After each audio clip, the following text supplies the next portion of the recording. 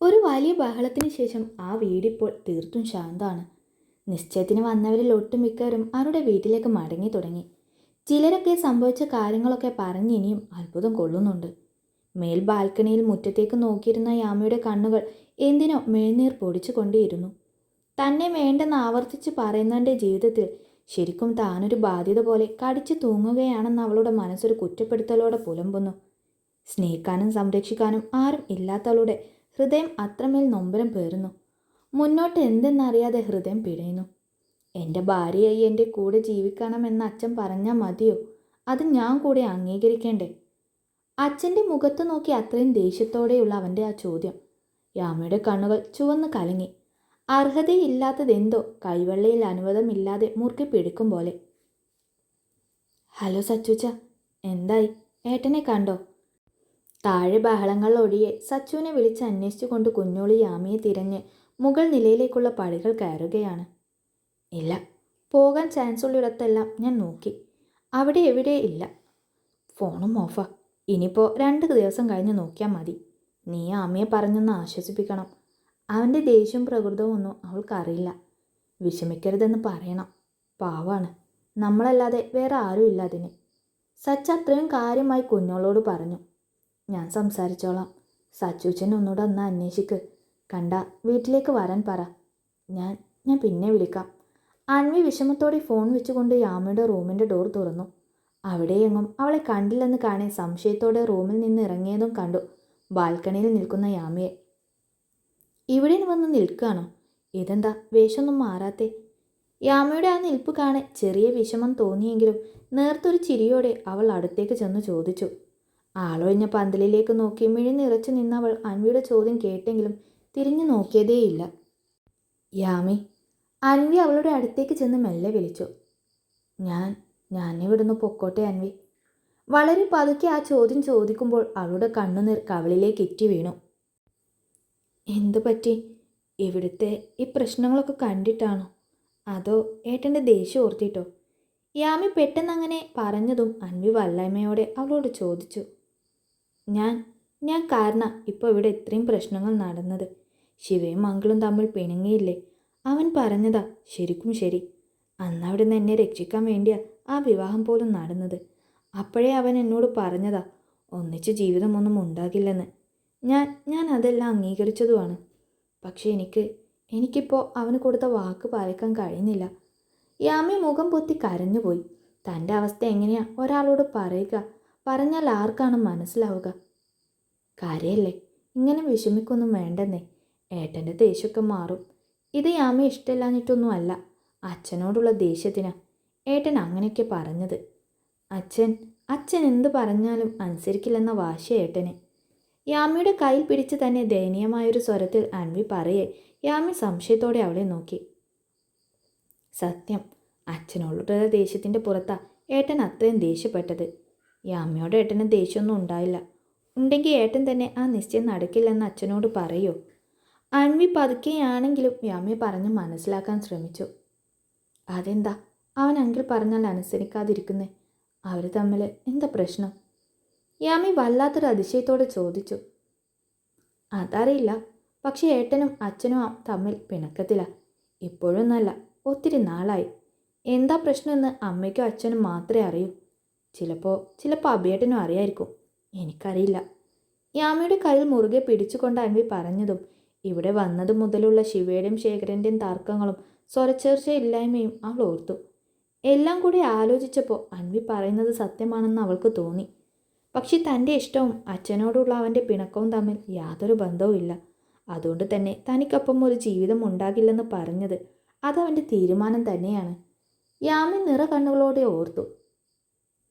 ഇങ്ങനെ വിഷമിക്കേണ്ടെന്നേ, എല്ലാം ശരിയാവും. യാമി അച്ഛൻ വിളിക്കുന്നുണ്ട്. ഞാനത് പറയാനാ ഇങ്ങോട്ട് വന്നത്. വാ. ഒട്ടും തെളിച്ചമില്ലാത്ത മുഖഭാവത്തോടെ എന്തോ ആലോചിച്ച് നിൽക്കുന്നവളെ കാണെ അൻവി അവളുടെ കൈ പിടിച്ചുകൊണ്ട് മുന്നോട്ട് നടന്നു. ശേഖരൻ വിളിക്കുന്നു എന്ന് പറഞ്ഞതും യാമിക്കെന്തോ വീണ്ടും ടെൻഷനായി. ഇനി തന്നോട് എന്തായിരിക്കും പറയാൻ പോകുന്നത്? രാമച്ചൻ്റെ കൂടെ വന്ന് തൻ്റെ അവസ്ഥ തുറന്നു പറഞ്ഞൊരു സഹായം ചോദിച്ചപ്പോൾ യാതൊരു മടിയും കൂടാതെ സഹായിച്ച വ്യക്തിയാണ്. തൻ്റെ അമ്മയെപ്പോലെ സ്വയം ജീവനൊടുക്കേണ്ടിയിരുന്ന തന്നെ സംരക്ഷിച്ചയാൾ. അങ്ങനെയൊക്കെ തന്നെ സംരക്ഷിച്ചിട്ടും ഇത്ര വലിയൊരു കാര്യം, അതും അദ്ദേഹത്തിൻ്റെ കുടുംബത്തെ ബാധിക്കുന്ന ഒരു കാര്യം നടന്നിട്ടും ഒന്നും താൻ തുറന്നു പറഞ്ഞില്ലല്ലോ. തന്നോട് ദേഷ്യമായിരിക്കുമോ? തന്നെപ്പോലൊരുവളെ സ്വന്തം മകൻ വിവാഹം കഴിച്ചതിൽ എന്തെങ്കിലും ദേഷ്യം തോന്നുമോ? അറ്റമില്ലാത്ത ചോദ്യങ്ങളാണ് യാമിയുടെ മനസ്സ് നിറയെ. താഴെ ഹാളിലേക്ക് ചെല്ലുമ്പോൾ അവിടെ ശേഖരനും സുഭദ്രാമയും അഭിയും അജുവും എല്ലാവരുമുണ്ട്. യാമി അവരെ എല്ലാവരെയും ഏറെ വല്ലായ്മയോടെ നോക്കി, പ്രത്യേകിച്ച് അഭിയെ. പരസ്പരം നല്ലൊരു സൗഹൃദം ഉണ്ടായിട്ട് കൂടി അവനോടൊന്നും തുറന്നു പറയാൻ കഴിയാതെ പോയതിൽ അവൾക്ക് നല്ല നിരാശയുണ്ട്. മോളിതുവരെ വേഷമൊന്നും മാറിയില്ലേ? എന്ത് പറ്റി? സുഭദ്രാമ അത്രയും സ്നേഹത്തോടെ യാമിയെ നോക്കി പറഞ്ഞു. അവൻ്റെ ദേഷ്യം ഓർത്തിട്ടാണോ ഈ സങ്കടം? ആണെങ്കിൽ അതൊന്നും മോള് കാര്യക്കണ്ട, അത് മാറും. വിഷമിക്കണ്ട കേട്ടോ. രാജശേഖരനൊപ്പം സോഫയിൽ ഇരുന്നവർ യാമയുടെ അരികിലേക്ക് ചെന്ന് അവളെ ചേർത്ത് പിടിച്ചുകൊണ്ട് പറഞ്ഞു. ഇന്നലെ വരെ തന്നോടുള്ള ഒരു അടുപ്പമല്ല സുഭദ്രാമയ്ക്ക് ഇപ്പോൾ തന്നോടെന്ന് യാമി അതിശയത്തോടെ നോക്കിക്കണ്ടു. സംസാരത്തിലൊക്കെ ഒത്തിരി സ്നേഹവും കരുതലും വന്ന പോലെ. ദേഷ്യം കാര്യാക്കണ്ട എന്നൊക്കെ ഇവൾ പറയും, പക്ഷെ അവൻ്റെ ദേഷ്യം കാര്യമാക്കി അത് മാറ്റിയെടുക്കാനാണ് യാമി നോക്കേണ്ടത്. സുഭദ്രാമയുടെ സംസാരം കേട്ട രാജശേഖരൻ മെല്ലെ യാമിയുടെ അടുത്തേക്ക് വന്ന് ചെറിയ ചിരിയോടെ പറഞ്ഞതും യാമി കൂടുതൽ അതിശയത്തിലായി. അവർക്കൊക്കെ ഇന്ന് താൻ ആരൊക്കെയോ ആണെന്നൊരു ഭാവം, അതിലപ്പുറം സ്നേഹം. ആ ദേഷ്യവും വാശിയും മാത്രം പെട്ടെന്നൊന്നും മാറില്ല കേട്ടോ യാമി. ദേ, അച്ഛൻ വരെ ആ ശ്രമം ഉപേക്ഷിച്ച് കീഴടങ്ങിയതാ. പറയുമ്പോൾ അതൂടെ പറഞ്ഞേക്കാം. അച്ഛന് പിന്നാലെ അഭി നിറഞ്ഞൊരു ചിരിയോടെ യാമിയെ നോക്കി പറഞ്ഞതും ശേഖരൻ യാമിയെ നോക്കി സ്നേഹത്തോടെ ഒന്ന് പുഞ്ചിരിച്ചു. പോടാ, അതൊന്നുമില്ല മോളിതൊന്നും കാര്യാക്കണ്ട. അമ്മ അവനോട് സംസാരിക്കാം. ഇപ്പോഴത്തെ ഈ ദേഷ്യം വാശിയൊക്കെ മാറും. സന്തോഷമായിട്ടിരിക്കണം. ഇവിടെ ഞങ്ങളൊക്കെ ഇല്ലേ? അഭി ഒന്ന് തല്ലിക്കൊണ്ട് സുഭദ്രാമ പറഞ്ഞതും യാമി അവരെയൊക്കെ അത്ഭുതത്തോടെ നോക്കുകയായിരുന്നു അപ്പോഴും. കാരണം താൻ ഇതുവരെ കണ്ടവരല്ല അവരൊന്നും എന്ന് തോന്നിപ്പോകും വിധമാണ് അവരുടെയൊക്കെ സംസാരം. പിന്നെ അമ്മ പറഞ്ഞ അപ്പോൾ തന്നെ അങ്ങ് നേരെയാവല്ലേ അവൻ. എൻ്റെ യാമി മരിക്കേണ്ടി വന്നാലും പിടിച്ച വാശി നിറവേറ്റുന്നവനാണ്. മൂക്കത്തൊരു ഈച്ച വന്ന് പറഞ്ഞാൽ മതി ആ മൂക്ക് മുറിച്ച് കളയാൻ. അതാണ് അവൻ്റെ ദേഷ്യം. മെരുക്കാൻ നല്ല പാടാ. അഭി അമ്മയെ ചേർത്ത് പിടിച്ച് യാമയുടെ മുന്നിൽ നിന്ന് കൊണ്ട് അവളോട് കാര്യമായി തന്നെ പറഞ്ഞു. സുഭദ്രാമ ഒരു മുഖം വീർപ്പിക്കലോടെ അഭിയെ നോക്കി. അമ്മ ഇങ്ങനെ മുഖം വീർപ്പിച്ചിട്ട് കാര്യമില്ല. അമ്മയുടെ വാക്ക് കേട്ട് ഇവളെങ്ങാനും അവൻ്റെ അടുത്ത് ചെന്ന് വല്ലതും പറയുകയോ മറ്റോ ചെയ്താൽ അമ്മ തന്നെ നോക്കേണ്ടി വരും. അഭി അമ്മയുടെ കവളിൽ ഒന്ന് നുള്ളിക്കൊണ്ട് പറഞ്ഞു. യാമി അവരെ നോക്കി മെല്ലെ പുഞ്ചിരിച്ചു. അതൊന്നുമല്ല യാമി, ഏട്ടനധികം ദേഷ്യപ്പെടുകയാണെങ്കിൽ ഓടി അച്ഛൻ്റെ അടുത്തേക്കോ അമ്മയുടെ അടുത്തേക്കോ വന്നാൽ മതി. പിന്നെ ഏട്ടനൊന്നും ചെയ്യില്ല. അവർക്കൊപ്പം അത്രയും നേരം മിണ്ടാതെ നിന്ന കുഞ്ഞോളൂടെ ഒരു ചിരിയോടെ പറഞ്ഞതും ഈ നേരമൊക്കെയും ആ വീട്ടിൽ എല്ലാവരുടെ മുഖത്തും വിരിയുന്ന പുഞ്ചിരിയിലായിരുന്നു അജുവിൻ്റെ പക എരിയുന്ന കണ്ണുകൾ. ശിവ, അവനൊരിക്കലും യാമിയെ പോലെ ഒരുവളെ കിട്ടിക്കൂടാ. അതിപ്പോൾ അവളുടെ സൗന്ദര്യം കൊണ്ട് നോക്കിയാലും സ്വത്ത് ബലം കൊണ്ട് നോക്കിയാലും ശിവയെ അവളെ ഒരിക്കലും സ്വന്തമാക്കിക്കൂടാ. അതവൻ്റെ ബലം കൂട്ടുകയുള്ളൂ. അതിന് താൻ ഒരിക്കലും അനുവദിക്കില്ല. അത് അജുവിൻ്റെ വാശിയാണ്. അഭിക്ക് തന്നെ താൻ വിട്ടുകൊടുക്കുമായിരുന്നില്ല അവളെ. പക്ഷേ ശിവയുമായി അഭിക്കൊരു ശത്രുതയുണ്ടാക്കാൻ അതിലും വലിയ വഴി വേറൊന്നും ഇല്ലെന്ന് തോന്നി. ശേഖരൻ ബുദ്ധിയോതി വളർത്തിയെടുത്ത 3 ആൺമക്കളെയും തമ്മിൽ തല്ലിച്ച് ഈ കുടുംബത്തിൻ്റെ സന്തോഷം താൻ ഇല്ലാണ്ടാക്കും. ഇത് താൻ തൻ്റെ അച്ഛന് കൊടുത്ത വാക്കാണ്. എങ്ങനെയും ഏത് വിധേനയും അത് പാലിച്ചേ പറ്റൂ. യാമി, അവളെ ഇഷ്ടമല്ലെന്നല്ലേ ശിവ പറഞ്ഞത്? അപ്പോൾ അവളെ സ്വന്തമാക്കാൻ ഇനിയും തനിക്ക് അവസരമുണ്ട്. എന്ത് ചെയ്തിട്ടായാലും അവളെ സ്വന്തമാക്കണം. പറ്റുമെങ്കിൽ അവളെ അവൻ്റെ ഏറ്റവും വലിയ ശത്രുവാക്കി മാറ്റണം. അതിനെന്താ വേണ്ടത്? എവിടെ നിന്ന് തുടങ്ങണം? അജു വല്ലാത്തൊരു പകയോടെ ചിന്തിച്ചു കൊണ്ടേയിരുന്നു. നീ എന്താടാ ഈ ആലോചിക്കുന്നത്? തല താഴ്ത്തി എന്തോ ഗഹനമായ ആലോചനയോടെ നിൽക്കുന്നവൻ്റെ പുറത്ത് മെല്ലെ തട്ടിക്കൊണ്ട് അഭിയുടെ ചോദ്യം വന്നത് പെട്ടെന്നായിരുന്നു. എന്താടാ എന്താ? അജു ഒരു പരിഭ്രമത്തോടെ അഭിയെ നോക്കി. നീ എന്താ ഈ ആലോചിക്കുന്നേന്ന്? ഒന്നുമില്ലടാ, ഞാൻ ഓഫീസിലെ ഒരു ഫയൽ എവിടെ വെച്ചെന്ന് മറന്നുപോയി. അതൊന്ന് നോക്കട്ടെ, ഇപ്പോൾ വരാം. അജു അവർക്കിടയിൽ നിന്നും എഴുന്നേറ്റ് അല്പം ധൃതിയിൽ അവൻ്റെ റൂമിലേക്ക് നടന്നു. ഈ അജുവേട്ടൻ എപ്പോഴും ഓഫീസിലെ കാര്യം മാത്രമേ ഉള്ളൂ. കുഞ്ഞോളൊരു ചിരിയോടെ പറഞ്ഞു. ഭദ്രേ, നാളെ മോളെയും കൂട്ടിപ്പോയി അവൾക്ക് വേണ്ടതൊക്കെ വാങ്ങിക്കൊടുക്കണം. ഒന്നിനും ഒരു കുറവും ഉണ്ടാവരുത്. ശേഖരൻ സുഭദ്രാമയെ നോക്കി പറഞ്ഞുകൊണ്ട് മെല്ലെ അയാളുടെ റൂമിലേക്ക് നടന്നു. അങ്കിൾ. ശേഖരൻ റൂമിലേക്ക് പോകുന്നു എന്ന് കണ്ടതും യാമി വല്ലാത്തൊരു നെഞ്ചിരിപ്പോടെ പെട്ടെന്ന് വിളിച്ചു. ശേഖരൻ ഒരു സംശയത്തോടെ അവളെ തിരിഞ്ഞു നോക്കി. ശിവ, അവൾ വല്ലായ്മയോടെ ചോദിച്ചു. എൻ്റെ മുന്നിൽ തോറ്റുപോയതിൻ്റെ ഒരു ദേഷ്യത്തിലാവും ഇപ്പോൾ. അതൊന്ന് കുറയുമ്പോൾ ഇങ്ങ് വരും, പേടിക്കണ്ട. ശേഖരൻ അവളെ നോക്കി സൗമ്യമായി പറഞ്ഞു. അതല്ലെങ്കിൽ അവൻ തെറ്റൊന്നും ചെയ്തില്ല. എന്നെ അപ്പോൾ അവിടുന്ന് രക്ഷിക്കാൻ വേണ്ടി വേറെ വഴിയൊന്നും ഇല്ലായിരുന്നു. അതാ വിവാഹം. യാമി നന്നെ പതിഞ്ഞ സ്വരത്തിൽ പറഞ്ഞതും അബിയും സുഭദ്രാമയും എല്ലാം ശേഖരൻ എന്താ അവളോട് പറയുന്നത് എന്നൊരു ചോദ്യത്തോടെ അവളെ നോക്കി. എൻ്റെ മോൻ്റെ ഭാര്യയായി ഈ വീട്ടിൽ ഞങ്ങൾക്കൊപ്പം കഴിയുന്നതിൽ യാമിക്ക് എന്തെങ്കിലും ഇഷ്ടക്കേടുണ്ടോ? ശേഖരൻ അത്രയും ഗൗരവത്തോടെ അവൾക്ക് നേരെ തിരിഞ്ഞുകൊണ്ട് ചോദിച്ചതും യാമി ഒരു നെഞ്ചിരിപ്പോടെ മുഖം ഉയർത്തി നോക്കി. യാമി എന്ത് മറുപടി പറയും എന്നൊരു ആദിയോടെ സുഭദ്രാമയുടെ കണ്ണുകൾ അവളെ നോക്കുന്നുണ്ട്. എന്തോ അവൾ ഇഷ്ടക്കേടൊന്നും പറയല്ലേ എന്ന് അവരുടെ ഹൃദയം കൊതിക്കുന്നുണ്ട്. പറയാമേ, രുദ്രൻ്റെ ഭാര്യയായി ജീവിക്കുന്നതിൽ എന്തെങ്കിലും ഇഷ്ടക്കേടുണ്ടോ നിനക്ക്? എന്താണെങ്കിലും പേടിക്കാതെ പറയാം. യാമി മറുപടിയൊന്നും പറയാതെ വന്നതും ശേഖരൻ സൗമ്യമായി തന്നെ ചോദിച്ചു. അവനെന്നെ ഇഷ്ടമല്ല. അവൾ നിറഞ്ഞ കണ്ണുകൾ അമർത്തി തുടച്ചുകൊണ്ട് വളരെ പതുക്കെ പറഞ്ഞു. അവൻ്റെ ഇഷ്ടമല്ല, യാമിയുടെ ഇഷ്ടമാണ് എനിക്കറിയേണ്ടത്. അത് പറ. ശേഖരൻ ചെറിയൊരു ചിരിയോടെ പറഞ്ഞു. എനിക്ക് മാത്രം ഇഷ്ടമായാൽ പോരല്ലോ, അവനിഷ്ടമാവണ്ടേ? യാമി മുഖം ഉയർത്താതെ ചോദിച്ചു. എൻ്റെ മോനായതുകൊണ്ട് പറയുന്നതല്ല. നല്ലത് തിരിച്ചറിയാൻ അവന് കുറച്ച് സമയമെടുക്കും. യാമി ആ സമയം അവന് കൊടുക്ക്. ഒത്തുപോകില്ലെന്നാണെങ്കിൽ ബാക്കി നമുക്ക് അപ്പോൾ തീരുമാനിക്കാം. യാമിയുടെ തലയിൽ മെല്ലെ ഒന്ന് തഴുകിക്കൊണ്ട് രാജശേഖരൻ പറഞ്ഞതും യാമി നിറഞ്ഞ കണ്ണുകൾ അമർത്തി തുടച്ചുകൊണ്ട് അദ്ദേഹത്തെ നോക്കി. ശരിയാവും. അവളുടെ പുറത്തൊന്ന് തട്ടിക്കൊണ്ട് ശേഖരൻ അയാളുടെ റൂമിലേക്ക് കടന്നു. ശരിയാക്കാൻ ഇത്തിരിയല്ല, ഒത്തിരി പാടുപെടും മോള്. അച്ഛൻ റൂമിലേക്ക് പോയതും അബി അവളുടെ അടുത്തേക്ക് വന്ന് ഒരു കളിയാക്കി ചിരിയോടെ പറഞ്ഞതും യാമി ഒരു വിതുമ്പലോടെ അവനെ നോക്കി ചിരിച്ചുപോയി. ചിരിക്കണ്ട, ഞാൻ കാര്യം പറഞ്ഞതാ. വാശിയിൽ ഇപ്പോൾ അകത്തേക്ക് പോയ ഞങ്ങളുടെ അച്ഛനെ കടത്തി വെട്ടു അവൻ. കണ്ണീരോടെ പുഞ്ചിരിക്കുന്ന യാമയെ നോക്കി അബി പിന്നെയും പറഞ്ഞതും സുഭദ്രാമ വന്ന് അവന് തെല്ലൊരു അടി കൊടുത്തു. ഈ ഏട്ടൻ യാമയെ വെറുതെ പേടിപ്പിക്കുക അല്ലേ? കുഞ്ഞോൾ അബിയെ നോക്കി കെറുവോടെ പറഞ്ഞു. ആ, അവൻ്റെ കാര്യത്തിൽ കുറച്ചൊരു പേടിയുള്ളത് നല്ലതാ. അബിയും ചോദിച്ചു. പോടാ, അവനത്ര ദുഷ്ടനൊന്നും അല്ല. ഇതൊന്നും കേട്ട് എൻ്റെ മോള് പേടിക്കേണ്ടാട്ടോ. ഇവനിങ്ങനെ പറയൂ. രണ്ടും ഒരു കരയിൽ നിൽക്കില്ല. അതാ മോള് ചെന്ന് ഈ വേഷമൊക്കെ മാറി വാ. അമ്മ കഴിക്കാൻ എന്തെങ്കിലും എടുക്കാം. ആ തിരക്കിനിടെ ഒന്നും കഴിച്ചു കാണില്ലല്ലോ.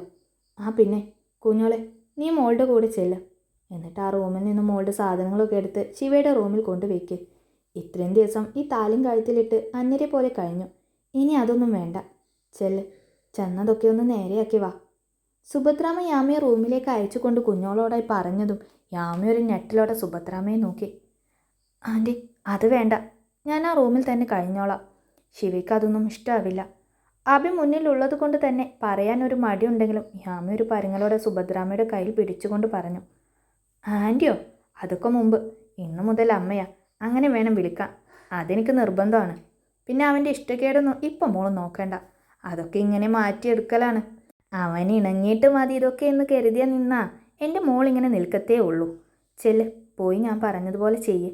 സുഭദ്രാമ ഒരു ശാസനയോടെ പറഞ്ഞുകൊണ്ട് യാമിയെ കുഞ്ഞോൾക്കൊപ്പം റൂമിലേക്ക് അയച്ചു.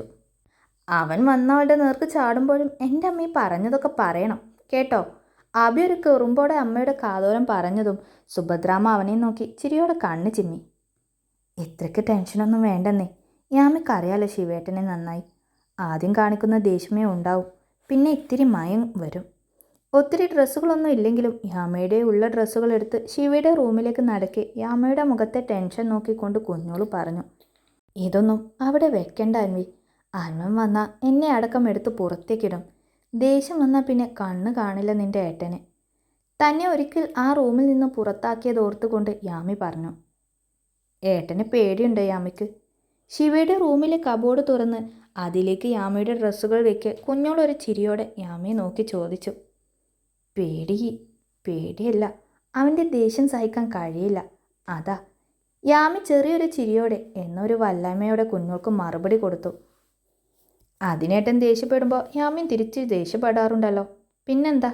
അൻവി കുറുമ്പോടെ അവളെ നോക്കി. അത് വേറെ വഴിയില്ലാഞ്ഞിട്ടല്ലേ. യാമി മറ്റെല്ലാം മറന്നൊരു ചൂടിയോടെ കുഞ്ഞോളെ നോക്കി. ഹാ, എന്നാൽ അതുപോലെ തന്നെ ഇനിയും നിന്നാൽ മതി. ഇങ്ങോട്ട് വഴക്കിന് വന്നാൽ അങ്ങോട്ട് അതിലും വലിയ വഴക്കിടുക. ആദ്യമൊക്കെ ഇത്തിരി മേല് നോവുമെങ്കിലും പിന്നെ അത് പതിയെ കുറഞ്ഞോളും. അൻവി ചിരിയോടെ പറഞ്ഞുകൊണ്ട് റൂമിൽ നിന്നും പുറത്തിറങ്ങി. വേഷമൊക്കെ മാറിയിട്ട് വാ, നാളെ അമ്മയ്ക്ക് വേണ്ടതൊക്കെ വാങ്ങാൻ പോകാമെന്ന് അമ്മ പറഞ്ഞിട്ടുണ്ട്. നമുക്ക് പോയി വാങ്ങിക്കാം. അന്നി സ്നേഹത്തോടെ വിളിച്ചു പറഞ്ഞുകൊണ്ട് അവളുടെ റൂമിലേക്ക് നടന്നു. എന്നാൽ ശിവയുടെ റൂമിൽ നിൽക്കും തോറും യാമിക്ക് എന്തിനോ വല്ലാത്തൊരു കുറ്റബോധം തോന്നി. താൻ അവനെ ചതിച്ചോ എന്നൊരു തോന്നലാണ് അവളുടെ ഉള്ളിൽ. ഒരു ബാധ്യതയാകാതെ ഒഴിഞ്ഞു പൊക്കോളം എന്ന് വാക്കു കൊടുത്തിട്ടിപ്പോൾ അവൻ്റെ ഭാര്യയായി അവൻ്റെ റൂമിൽ. ഓർക്കും തോറും യാമിക്കാകെ വല്ലാതെയായി. ഏറെ നേരത്തെ ആലോചനയ്ക്ക് ശേഷം ഒരു ദീർഘശ്വാസം എടുത്തുകൊണ്ടവൾ റൂമിൻ്റെ ഡോർ ലോക്ക് ചെയ്ത് ഉടുത്തിരുന്ന സാരി അയച്ച് ബാത്റൂമിലേക്ക് കയറി. ആദ്യമായാണ് അവൾ അവിടെയൊക്കെ കാണുന്നത്. ഇന്ന് കാലത്ത് വരെ തനിക്ക് ഏറ്റവും പ്രിയപ്പെട്ട ഒരുവൻ ഉപയോഗിച്ച സാധനങ്ങൾ. രാവിലെ അവൻ തോർത്തി വെച്ച ബാത്ത് ടവൽ ഹാങ്കറിൽ വിരിച്ചിട്ടുണ്ട്. സോപ്പില്ല, പകരം ഏതോ നല്ലൊരു ബ്രാൻഡിൻ്റെ ബോഡി വാഷാണുള്ളത്. പിന്നെ ബാത്റൂമിനകത്ത് തന്നെ അല്പം മാറിയുള്ള ഡ്രസ്സിങ് ഏരിയയിലുള്ള കബോർഡിൽ അവൻ ഉപയോഗിക്കാത്ത ടവൽസും അവൻ്റെ ഇന്നവേഴ്സും കാണാം. യാമിൻ നെഞ്ചിരിപ്പോടെ ചുറ്റുപാടും നോക്കിക്കണ്ട് മെല്ലെ കുളിച്ചിറങ്ങി. സമയം മുന്നോട്ട് നീങ്ങി. സുഭദ്രാമ്മയ്ക്ക് വല്ലാത്തൊരു മതിപ്പാണിപ്പോൾ. സംസാരത്തിലും പെരുമാറ്റത്തിലും എല്ലാം അത്രയും സ്നേഹവും കരുതലും. തന്നെ അവർ സ്വന്തമായി കാണുന്നു എന്നത് ഒത്തിരി സന്തോഷം നൽകിയെങ്കിലും യാമയുടെ ഹൃദയം മിടിച്ചുകൊണ്ടിരിക്കുന്നത്, കണ്ണുകൾ തുടിച്ചു കൊണ്ടിരുന്നത് ഒരുവിന് വേണ്ടി മാത്രമായിരുന്നു. പക്ഷേ അന്നത്തെ ആ രാത്രി ശിവയുടെ റൂമിൽ അവൾ കിടക്കാറുള്ള ബെഡിൽ അവൻ്റെ ഗന്ധം നിറഞ്ഞ പുതപ്പിനുള്ളിൽ യാമി തനിച്ചായിരുന്നു. തന്നെ വേണ്ടെന്ന് വാശിയോടെ അച്ഛനെ നോക്കി പറഞ്ഞുകൊണ്ട് ഇറങ്ങിപ്പോയവൻ അന്ന് തിരികെ വന്നില്ല. ആ രാത്രി മുഴുവൻ യാമിയുടെ കണ്ണുകൾ എന്തിനോ കണ്ണുനീരൊഴുക്കി. പിറ്റേന്ന് രാവിലെ അടുക്കളയിൽ ജോലിക്ക് നിൽക്കുന്ന ചേച്ചി സഹായിച്ചുകൊണ്ട് നിൽക്കുമ്പോഴാണ് മുറ്റത്തൊരു വണ്ടി വന്ന ശബ്ദം യാമി കേട്ടത്. അത്രയും നേരം ശാന്തമായി മിടിച്ച ഹൃദയം വല്ലാത്തൊരു പിടപ്പോടെ വേഗത്തിൽ മിടിച്ചു. വന്നത് ശിവയായിരിക്കുമോ അവൾ ഓർത്തു. പക്ഷേ അതവൻ്റെ ബൈക്കിൻ്റെ ശബ്ദമല്ല എന്നും അവൾക്ക് തോന്നി. എങ്കിലും അവനായിരിക്കുമോ എന്നൊരു തിടുക്കത്തോടെ അവൾ സിറ്റൗട്ടിലേക്ക് നടന്നു. യാമിക്ക് മുന്നിൽ തന്നെ സുഭദ്രാമ്മയും കുഞ്ഞോളും അവിടെ എത്തിയിട്ടുണ്ട്. അവർ മുന്നിൽ നിൽക്കുന്നത് കൊണ്ട് തന്നെ ആരാ വന്നിരിക്കുന്നത് എന്ന് അവൾക്ക് കാണുന്നില്ല. എന്തിനൊരു വെപ്രാളവും പരവേശവും ഒക്കെ നിറഞ്ഞു നിന്നു അവളിൽ. അത്രമേൽ നെഞ്ചിരിപ്പോടെ വെമ്പുന്ന ഹൃദയത്തോടെ അവൾ കുഞ്ഞോളെ മറികടന്ന് മുന്നോട്ട് നോക്കിയതും കണ്ടു ഓട്ടോറിക്ഷയിൽ നിന്നും ഒരു സഞ്ചിയും പിടിച്ചിറങ്ങുന്ന സരസ്വതിയമ്മയെ. മോളെ. കുറച്ചപ്പുറത്ത് നിന്ന് രാമച്ചൻ സ്നേഹത്തോടെ വിളിച്ചപ്പോഴാണ് സരസ്വതി അമ്മയ്ക്കൊപ്പം രാമച്ചനും വന്നിട്ടുണ്ട് എന്നവൾ കണ്ടത്. പെട്ടെന്ന് രാമച്ചനെ കണ്ടതും യാമിയുടെ കണ്ണുകൾ നിറഞ്ഞുപോയി. അവളൊരു തിടുക്കത്തോടെ രാമച്ചൻ്റെ അടുത്തേക്ക് ചെന്ന് അയാളെ കെട്ടിപ്പിടിച്ചു. രാമച്ചൻ്റെ മുഖത്തെ ചിരിയിൽ വല്ലാത്തൊരു സന്തോഷം നിറഞ്ഞെങ്കിൽ സരസ്വതി അമ്മ യാമിയെ നോക്കി കണ്ണുരുട്ടുകയാണ് ചെയ്തത്. ആഹാ, സരസ്വതി ആയിരുന്നോ? ഞാൻ കരുതി ഒരറിയിപ്പും ഇല്ലാതെ ആരാ ഈ നേരത്തെന്ന്. അല്ല, നിശ്ചയത്തിന് വരാൻ കഴിഞ്ഞെന്ന് പറഞ്ഞതല്ലേ നീ? സുഭദ്രാമ്മ ചെറിയൊരു ചിരിയോടെ തിരുക്കി. എനിക്ക് വരാൻ ആഗ്രഹമില്ലാഞ്ഞിട്ട് അങ്ങനെ പറഞ്ഞതൊന്നും അല്ല എൻ്റെ സുഭദ്രാമ്മേ. ഇങ്ങനെ അയക്കണ്ടേ? ഇന്നലെ അവിടെ അടുത്തൊരു ക്ലിനിക്കിൽ മെഡിക്കൽ കോളേജിൽ ഏതോ വലിയ ഡോക്ടർ വരുന്നുണ്ട്. അങ്ങേരെ കാണിച്ചിട്ട് പോകാമെന്ന് പറഞ്ഞ് എന്നെ പിടിച്ചു വെച്ചതായിരുന്നു. രാമച്ചനെ നോക്കി പേടിപ്പിച്ചുകൊണ്ട് സരസ്വതിയമ്മ പറയുമ്പോൾ യാമിയെ നോക്കി ഒന്ന് കണ്ണ് ചിമ്മി കാണിച്ചുകൊണ്ട് ചിരിയോടെ അവളെ തലയിടുകയായിരുന്നു രാമച്ചൻ. എന്നിട്ട് കാണിച്ചോ? രാമച്ചന് ഇരിക്കാനുള്ള കസേര ഇട്ടുകൊടുത്തുകൊണ്ട് കുഞ്ഞോളൊരു ചിരിയോടെ ചോദിച്ചു. കാണിച്ചു മോളെ. മുട്ടിന് തേയ്മാനാണെന്നാ പറഞ്ഞത്. നിന്നിട്ടുള്ള ജോലിയൊക്കെ കുറയ്ക്കാൻ. രാമച്ചൻ യാമിയെ ചേർത്ത് പിടിച്ചുകൊണ്ട് സിറ്റൗട്ടിലേക്ക് കയറി കസേരയിലേക്ക് ഇരുന്നു കൊണ്ട് പറഞ്ഞു. എന്നിട്ടെന്താ പിന്നെ വന്നേ? കുറച്ച് ദിവസം കൂടെ റെസ്റ്റ് എടുത്തുകൂടായിരുന്നു അമ്മേ? യാമി സ്നേഹത്തോടെ ചോദിച്ചതും മറ്റാർക്കും മനസ്സിലാകാത്ത വിധം കൂർത്തൊരു നോട്ടമായിരുന്നു മറുപടിയായി കിട്ടിയത്. അതെന്തുകൊണ്ടാണെന്നും യാമിക്ക് മനസ്സിലായി. അതെ അതെ, ഡോക്ടർ റെസ്റ്റ് പറഞ്ഞെങ്കിൽ കുറച്ച് ദിവസം കൂടെ റെസ്റ്റ് എടുത്തിട്ട് വന്നാൽ മതിയായിരുന്നല്ലോ സരസ്വതി. എന്തിനാ അപ്പോൾ ധൃതി പിടിച്ച്? യാമി പറഞ്ഞത് ശരി വെച്ചുകൊണ്ട് സുഭദ്രാമ്മയും ചോദിച്ചു. പറഞ്ഞിട്ട് കേൾക്കണ്ടേ? ഇന്നലെ ഇവിടെ നടന്നതൊക്കെ കേട്ടത് മുതൽ ഇന്നിവിടെ എത്തും വരെ എനിക്കൊരു നിക്കപ്പുറത്ത് തന്നിട്ടില്ല. നിശ്ചയം മുടങ്ങിയതും രുദ്രൻ കുഞ്ഞുമായി ഇവളുടെ വിവാഹം നേരത്തെ കഴിഞ്ഞെന്നൊക്കെ ഞാൻ പറഞ്ഞിട്ട് വിശ്വസിക്കണ്ടേ? രാമച്ചൻ ചിരിയോടെ പറഞ്ഞു. കേട്ടിട്ട് എനിക്ക് വിശ്വാസം വന്നില്ല എൻ്റെ സുഭദ്രാമേ. പിടിച്ചാലും പറഞ്ഞാലും കിട്ടാത്ത രുദ്രൻ കുഞ്ഞിവളെ താലി കെട്ടിയെന്നൊക്കെ പെട്ടെന്നൊക്കെ കേട്ടാൽ ഞാനല്ല, ഈ നാട്ടിൽ ഒരാളും വിശ്വസിക്കില്ല. രാമച്ചനെ ഒരു കെറുവോടെ നോക്കിക്കൊണ്ട് കയ്യിൽ സഞ്ചിയുമായി സരസ്വതിയമ്മ നേരെ അടുക്കളയിലേക്ക് നടന്നു. രാമച്ചനിരിക്ക്, ഞാൻ കാപ്പി എടുക്കാം. സരസ്വതിയമ്മക്ക് പിന്നാലെ രാമച്ചനെ നോക്കി സ്നേഹത്തോടെ പറഞ്ഞുകൊണ്ട് യാമിയും ഒരു തിടുക്കത്തോടെ അടുക്കളയിലേക്ക് നടന്നു. ആ സുമതിയോട് പറ മോളെ, എന്താ വേണ്ടതെന്ന് വെച്ചാൽ അവൾ എടുക്കും. യാമി പോഴ വഴിയെ നോക്കി സുഭദ്രാമ്മ വിളിച്ചു പറഞ്ഞതും രാമച്ചൻ്റെ മുഖം കൂടുതൽ തെളിഞ്ഞു. അവളെ അവരെല്ലാം അംഗീകരിച്ചു എന്നതായിരുന്നു ആ മനസ്സിൻ്റെ ആശ്വാസം. യാമി അടുക്കളയിലേക്ക് ചെല്ലുമ്പോഴേക്കും രാമച്ചന് കുടിക്കാനുള്ള കാപ്പിയും പലഹാരവും സുമതി എടുത്തു എന്നിരുന്നു. അവളൊരു ചിരിയോടെ അത് അവരുടെ കയ്യിൽ നിന്നും വാങ്ങിക്കൊണ്ട് രാമച്ചൻ്റെ അടുത്തേക്ക് നടന്നു. സുഭദ്രാമയുമായി എന്തൊക്കെയോ കാര്യമായ സംസാരത്തിലാണ് രാമച്ചൻ. യാമി കാപ്പിയുമായി രാമച്ചൻ്റെ അടുത്തേക്ക് ചെന്നിരുന്നു. ആരുടെയൊക്കെയോ കൈകൊണ്ട് തീരേണ്ട തൻ്റെ ജീവിതം ഇന്നിവിടെ വീട്ടിൽ എത്തി നിൽക്കുന്നതിൻ്റെ ഏക കാരണക്കാരൻ തൻ്റെ ദൈവം. അവൻ അവിടെ വണ്ടിയിൽ ഇരുത്തിയിട്ടാണോ മനുഷ്യ നിങ്ങളിവിടെ ഇരുന്ന് കാപ്പി കുടിക്കുന്നത്? ഹരീഷേ, ഇങ്ങോട്ട് കയറി ഇരിക്കടാ, ദാ കാപ്പി കുടിക്ക്. തൻ്റെ റൂമിൽ സഞ്ചി കൊണ്ടുവച്ച് തിരികെ സിറ്റൗട്ടിലേക്ക് തന്നെ വന്ന സരസ്വതിയമ്മ അവർ വന്ന ഓട്ടോറിക്ഷയിലുള്ള ഡ്രൈവറെ കൂടെ കാപ്പി കുടിക്കാൻ ക്ഷണിച്ചുകൊണ്ട് രാമച്ചൻ്റെ അടുത്ത് വന്ന് പിറുപിറുത്തതും യാമിയും മറ്റുള്ളവരും എല്ലാം അപ്പോഴാണ് അങ്ങനെ ഒരാളെ ശ്രദ്ധിച്ചത്. അയ്യോ, ഞാൻ ശ്രദ്ധിച്ചില്ല കേട്ടോ. ഇങ്ങോട്ട് കയറിയിരിക്കും മോനെ, വാ. ശ്രദ്ധിക്കാതെ പോയതിലുള്ളൊരു ക്ഷമ പണത്തോടെ സുഭദ്രാമയും അയാളെ ചായ കുടിക്കാനായി അകത്തേക്ക് ക്ഷണിച്ചു. അതേസമയം തൻ്റെ ഫോൺ റിങ് ചെയ്യുന്നത് കേട്ട് കുഞ്ഞോൾ അകത്തേക്ക് നടന്നിരുന്നു. അങ്ങനെ കുറച്ചു നേരം വിശേഷം പറച്ചിലും കാപ്പിക്കുടിയും ഒക്കെ കഴിഞ്ഞ് രാമച്ചൻ പോകാൻ ഇറങ്ങിയതും യാമിയും ഒപ്പം ഇറങ്ങി. വിഷമിക്കൊന്നും വേണ്ട കേട്ടോ, നിന്റെ അമ്മ അവൾ വല്ലതൊക്കെ പറയും, അതൊന്നും കാര്യാക്കണ്ട. രുദ്രൻ കുഞ്ഞ് നല്ലവനാ, എൻ്റെ അഭിപ്രായത്തിൽ അഭിമോനേക്കാൾ നല്ലവൻ. ഞാൻ കണ്ട് സംസാരിക്കുന്നുണ്ട്, നല്ലതേ വരൂ. രാമച്ചൻ അവളെ ചേർത്ത് പിടിച്ചുകൊണ്ട് പറഞ്ഞതും ഇത്രയും നേരം അവിടെ ആരൊക്കെ എന്തൊക്കെ പറഞ്ഞിട്ടും കിട്ടാത്തൊരു ആശ്വാസമായിരുന്നു യാമിക്ക്. തന്നെ ചേർത്ത് പിടിച്ച ആ മനുഷ്യനെ അവൾ അത്രയും സ്നേഹത്തോടെ ഒന്ന് കെട്ടിപ്പിടിച്ചുകൊണ്ട് അകന്നു മാറി. അത് നോക്കി നിന്ന സരസ്വതിയമ്മയുടെ ചുണ്ടിൽ ചെറിയൊരു പുഞ്ചിരിയും വിരിഞ്ഞു. അവരച്ഛനും മോളും പോലെയാ, ഭയങ്കര സ്നേഹമാണ്. തെല്ലൊരു ഗമയുടെ സരസ്വതിയമ്മ സുഭദ്രാമയെ നോക്കി പറഞ്ഞതും സുഭദ്രാമ മെല്ലെ ചിരിച്ചു. മോളെ, എന്തെങ്കിലും കഴിച്ചിട്ട് ഒരുങ്ങി നിൽക്കേട്ടോ, നമുക്കൊന്ന് പുറത്തു പോകണം. രാമച്ചൻ കയറിയ ഓട്ടോ അവിടെ നിന്നും മുന്നോട്ട് നീങ്ങിയതും സുഭദ്രാമ യാമിയോട് പറഞ്ഞുകൊണ്ട് അകത്തേക്ക് നടന്നു. യാമി നോക്കിയത് സരസ്വതി അമ്മയെയാണ്.